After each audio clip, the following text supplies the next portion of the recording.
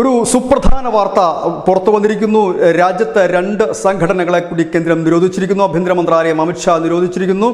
അദ്ദേഹം നിരോധിച്ചതിന് ശേഷം ട്വിറ്ററിൽ ഇത് പോസ്റ്റ് ചെയ്യുകയും ചെയ്തിരിക്കുന്നു. കാരണം ഈ രാജ്യത്ത് സുരക്ഷയ്ക്കാണ് പ്രാധാന്യം. സുരക്ഷയ്ക്ക് വെല്ലുവിളി ഉയർത്തുന്ന ഏത് സംഘടനകൾ നിരോധിക്കുക മാത്രമല്ല തച്ച് തകർക്കുകയും ചെയ്യുമെന്ന് അമിത്ഷാ അസന്നിഗ്ധമായി തന്നെ പറഞ്ഞിരിക്കുന്നു. ജമ്മു കാശ്മീരിലെ ഭീകരതയ്ക്ക് വെള്ളവും വളവും നൽകിയ രണ്ട് സംഘടനകളാണ് കേന്ദ്ര സർക്കാർ ഇന്നലെ ഫെബ്രുവരി 28-ന് നിരോധിച്ചിരിക്കുന്നത്.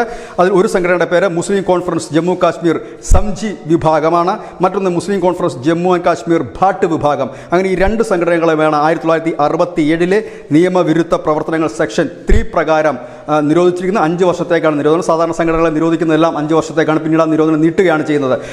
കഴിഞ്ഞ കുറേ നാളുകളായി, കൃത്യമായി പറഞ്ഞ 2021 മുതൽ NIA ഈ സംഘടനകളെയും സംഘടനയുടെ പ്രവർത്തനവും നിരീക്ഷിച്ചു വരികയായിരുന്നു. ഈ സംഘടനകളെയാണ് ഇന്നലെ നിരോധിച്ചിരിക്കുന്നത്. ഇതിന് തൊട്ട് മുമ്പ് നിരോധിച്ച ഒരു സംഘടന ജമാഅത്തെ ഇസ്ലാമി ജമ്മു കാശ്മീരായിരുന്നു. പോപ്പുലർ ഫ്രണ്ടിന് ശേഷം ഒരു വലിയ നിരോധനം നാം കേട്ടത് ഈ ജമ്മു കാശ്മീർ ജമാഅത്ത് ഇസ്ലാമി എന്ന സംഘടനയാണ് നിരോധിച്ചത്. അത് വലിയ രീതിയിൽ കള്ളപ്പണം വെളുപ്പിക്കൽ ഉൾപ്പെടെയുള്ള ഗുരുതരമായ കുറ്റങ്ങളുണ്ട്. ഏതായാലും ഇപ്പോൾ രണ്ട് സംഘടനകളെ ഈ രാജ്യത്ത് നിരോധിച്ചിരിക്കുന്നു. രണ്ട് ഭീകരവാദ സംഘടനകളെ നിരോധിച്ചിരിക്കുന്നു. രണ്ട് മതമൗലികവാദ സംഘടനകളെ അമിത്ഷാ നിരോധിച്ചിരിക്കുന്നു. News desk news India Malayalam.